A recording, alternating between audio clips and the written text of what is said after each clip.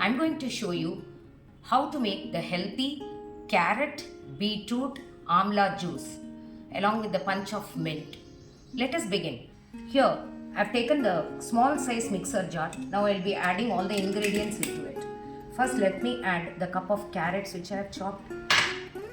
Now cup of beetroot which I have chopped and kept. Now one medium size amla chopped and kept. A small size 1 inch ginger. I shall also add this to the jar. A few mint leaves for the flavor. And now I shall add the lemon juice also. Juice of half a lemon. I have squeezed half a lemon size juice. The juice of half a lemon. Now I'm going to add this 3/4 cup of water to this.